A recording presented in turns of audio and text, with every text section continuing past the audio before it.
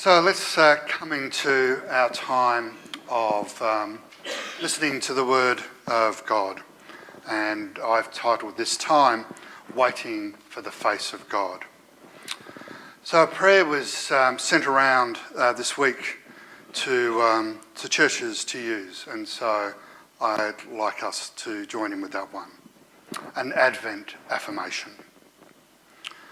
We believe in God, grounded of our being, fountain of truth, maker of covenants. We gather for the great event, the coming birthday. We yearn to hear that remembered voice, long to see the hands that carry the heaviest sides of our load, wait to feel God breaking through into our lives.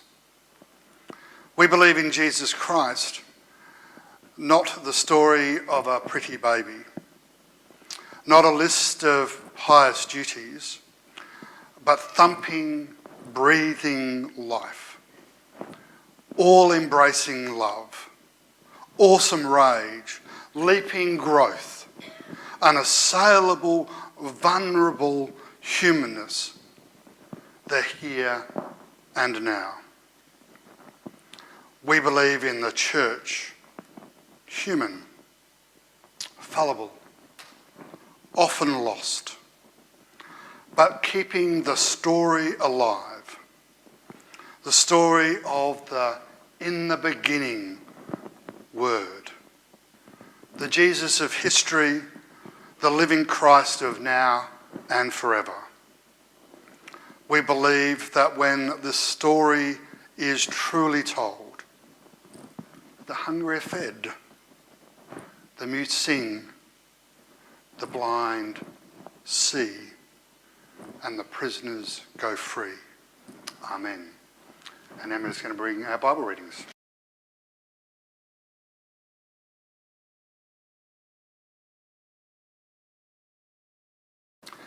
As I said yes to taking this morning's service, I knew that it would be the first Sunday of Advent.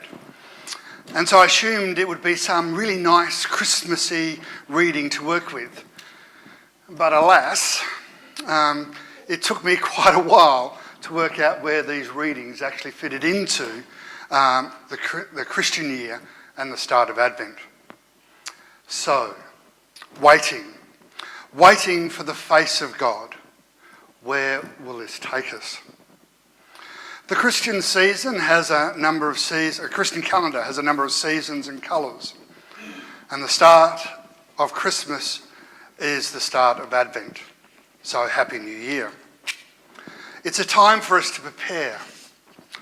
I grew up in a household where we didn't use the Advent calendar. So I was actually quite confused when I moved to Melbourne and started a new church, and they talked about this thing called the Advent calendar. What on earth were they talking about? Different places in the world, Christmas starts and is celebrated in different ways. Many cultures, the major family gathering is actually on Christmas Eve. And we're here in Australia, it's more on Christmas Day. The Christmas season in the US actually starts after the Thanksgiving weekend, which is this week just gone. But for me, growing up in Adelaide, the John Martin's Christmas pageant marked the arrival of Santa Claus into the magic cave in the department store, and Christmas was permitted to start in Adelaide. Myers did one year try to start it early, and they got a shellacking, let me tell you.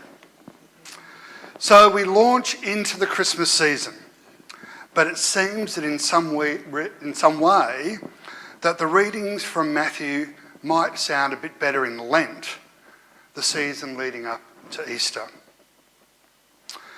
So going back slightly into earlier parts of Matthew 24, we're being introduced to the destruction of the temple and the signs of the end of the age. And this seemed to me somewhat of a dodgy way to start the Christmas season. We hear a warning. Beware that no one leads you astray. For many will come in my name, saying, I am the Messiah, and they will lead you astray. And you will hear of wars and rumours of wars. You see that you are not alarmed, for this must take place. But the end is not yet. For nations will rise up against nations, and kingdoms against kingdoms, and there will be famines and earthquakes in various places. All of this is but the beginning of the birth pangs. Birth pangs. So we're getting a link to Jesus' birth, are we? But this is Jesus speaking, so I was getting more and more confused. So let's move on a little bit in this chapter. Then many will fall away, and they will betray one another and hate one another. And many false prophets will arise and lead many astray. And because of the increase of lawlessness, the love of many will grow cold. But the one who endures to the end will be saved. In the world that I've been living in for the last couple of years, this comes to mind. Who are the false prophets? As I am here today, is it me? Many of you know me as a person who comes and goes, and I travel a lot. And if my clothes aren't colourful enough, I actually might receive a comment or two.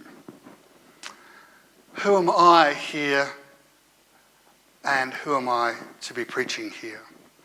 When it seems that a lot of the Christian voices around me are opposite to the Christian advocacy work that I do.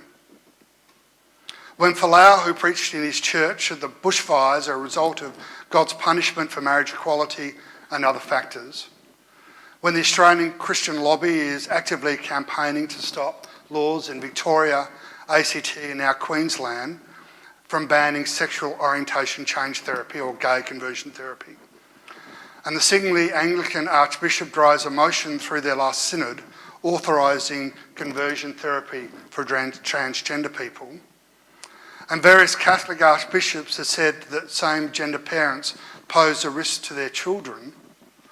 And all of these people want federal laws that not only protect people from religious discrimination, which I fully support, but want even more to allow religious people and organisations to discriminate more against women, against LGBTIQ people, potentially against disabled people, people who hold different religious beliefs.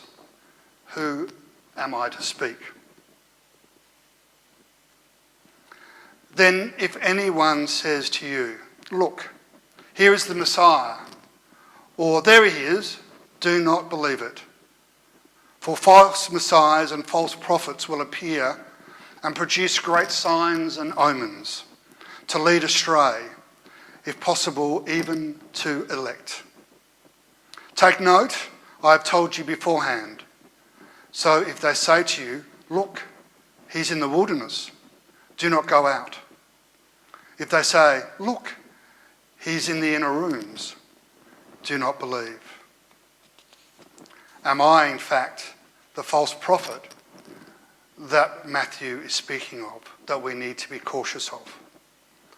False prophets, according to William Barclay, are people who seek to propagate their own vision of the truth rather than the truth as it is in Jesus Christ, and a person who tries to attach other people to themselves than to Jesus Christ. I have changed that quote slightly, made it a little bit more inclusive language, if we remember the period of time in which William Barclay would have been writing. So it's not a perfectly correct quote. When then we move into the narrative of the coming of the Son of Man, where our gospel reading takes us today, the necessity is for watchfulness. But the day or the hour no one knows. Here we are talking about the second coming. There are many who like to study through Revelations, and I have to say it is a book that I really struggle to get my brain around at all. And there are other passages in the Bible that people say point to the time of Jesus' return. But we have Jesus here quite clearly saying, no one will know. There are many people who, for religious reasons, have a clear view on when the earth was created, some 6,000 to 10,000 years ago, and others trying to determine the end of time. Some of you may know I've been heavily involved in the Religious Discrimination Bill. And as I said earlier, I support appropriate legislation to protect religious people from discrimination. But I would say here in Sydney, the people we need to protect from violence and harassment, etc., are our Jewish and Muslim friends, where we are seeing an increase in violence not only here in Sydney against them, but also across the world. Christians do not have a need for discrimination protection, in my opinion, as is proposed in the current draft legislation. So how far will religious privilege go? Yesterday, the Prime Minister delayed the introduction of the bill into Parliament because the religious conservative leaders did not believe the proposed legislation goes far enough. It already had the right to fire employees in hospitals and aged care facilities, potentially rejecting people from receiving services in them, and allowing any health practitioner from not providing service to anyone based on their own religious views, which would impact women, disabled people, people of different races and faith, and LGBTIQ people as examples. In the USA, it is expected that the Student Religious Liberty Act in Ohio will be passed, building on similar acts in Mississippi and Arizona. The bill, amongst other things, will ensure that students cannot be disciplined for anti-LGBTIQ views if they align with their religious views, or more surprisingly, teachers cannot mark a student's paper down in, say, a science test, even if their answer is scientifically wrong, but aligns with their religious view. So if you had a paper talking about when the process of the creation of the earth, if a student said it was created 6,500 years ago, because that's my religious view, they would have to be marked correct. So we don't know the day or the hour. We are reminded of Noah's story, how the people were not prepared. They were carrying on with their lives, with their marriages, with their parties, not knowing that the day would come. But does this mean we cannot be prepared? In recent weeks, we've seen horrendous fires in New South Wales and Queensland, with already more than 600 homes lost, 6 people dead, huge amounts of animals killed or injured, and over 1.5 million hectares of land burnt in New South Wales.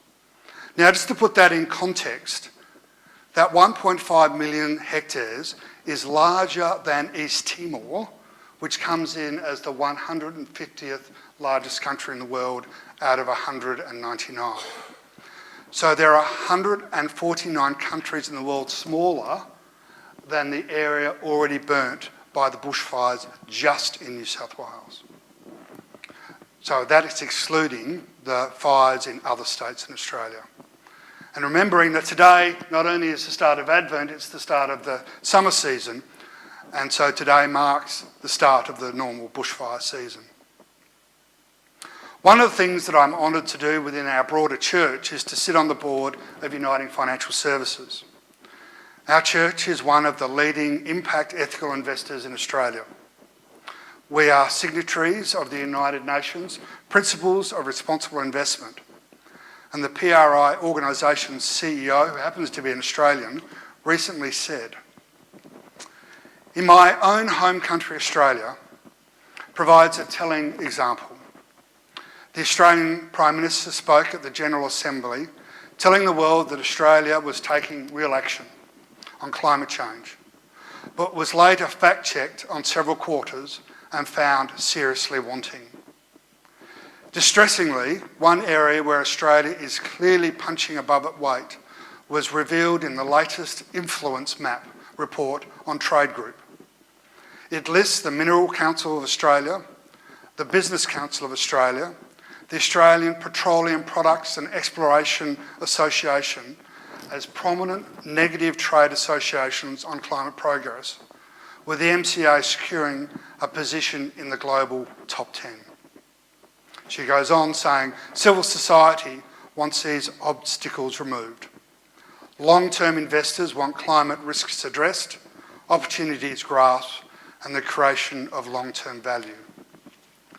Our progress reports show that only 8% of the world's largest corporate emitters have policies in place to ensure their lobbying activities align with necessary actions on climate change. Negative corporate climate lobbying has long been identified as an obstacle. It remains an obstacle. Ending her quote there.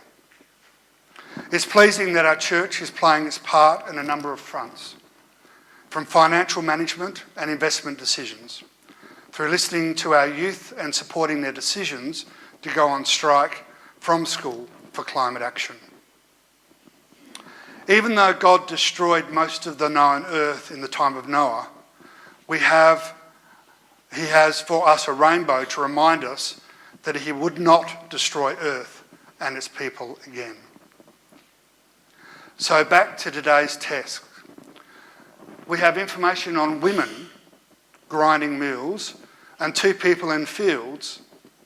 Of each, one is taken and one is left. We have a burglar who hasn't left a notice in advance that they were going to rob your house next Wednesday. The Son of Man is coming. We're being exalted to be ready. We're being called to be prepared. As I think of those 2 people, one being left behind, one being taken, a number of parallels come to mind. But quickly, before we look at those parallels, just a quick reference to our psalm reading, which was about peace being with you. As we enter this time of Advent, let there be peace. And our Advent candle today is about hope. Peace and hope. To whom do we prepare for? To whom do we provide peace? To whom do we offer hope? Further on in Matthew 25, we again see the contrast between 2 groups. The king will say to those on his right hand, "Come you that are blessed in my Father, inherit the kingdom prepared for you from the foundation of the world. For I was hungry, and you gave me food. For I was thirsty, and you gave me drink. For I was a stranger, and you welcomed me. And I was naked, and you clothed me. I was in prison, and you visited me." And much earlier in Matthew, one of Jesus' early sermons, we hear when Jesus heard the crowd, he went up to the mountain and he sat down. His disciples came to him. Then he began to speak and he taught them, saying, "Blessed are the poor in spirit, for theirs is the kingdom of heaven. Blessed are those who mourn, for those will be comforted. Blessed are the meek, for they will inherit the earth. Blessed are those who are hungry and thirst for righteousness, they will be filled. Blessed are the merciful, for they will receive mercy. Blessed are the pure in heart, for they will see God. Blessed are the peacemakers, for they are called the children of God. Blessed are those who are persecuted for righteousness' sake, for theirs is the kingdom of heaven.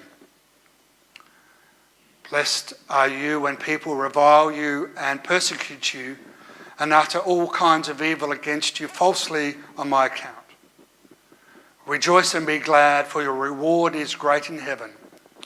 For in the same way they persecute the prophets who were before you. So we've come now to commence the period of time to prepare for Christmas. I think we're being challenged to reflect amongst all of our year-end preparations, our Christmas shopping, our end-of-school presentations, events. How do we prepare for Christmas? Some of our traditions come from the Northern Hemisphere, where the days are short and it's cold and we're mainly inside, where for us here the days are warm, they're longer and we're more outside, and there's so much more we can do. So as we wander in the warmth outside, to whom do we offer peace? To whom do we offer hope? As we prepare and wait for the face of God, for whom are the faces of God we see in our everyday lives, that we can grant peace? For whom are the faces of God in our everyday lives that we can grant hope? We're preparing to receive Jesus once again as a baby, as a child who became a refugee, who turns the tables on the religious elite, who challenges the political elite. We are preparing to receive Jesus once again as a baby. But when he becomes a man, he told us that unless we change and become like little children, we will never enter the kingdom of heaven. What does this mean? I'm reminded of a number of stories of children of different races who think that they're actually twins. This is one of those pictures. The little white boy asks to have his head shaved the same way as his friend, so as to confuse his preschool teacher, because if his head was shaved exactly the same way, the teacher wouldn't be able to tell them apart. As we prepare for Christmas in this Advent season, rather than just focusing on the children, what is the lens that Jesus is offering us through the eyes of our children and our youth? Through their eyes, for whom is there peace? For whom is there hope? And for whom do we see the face of God? Amen.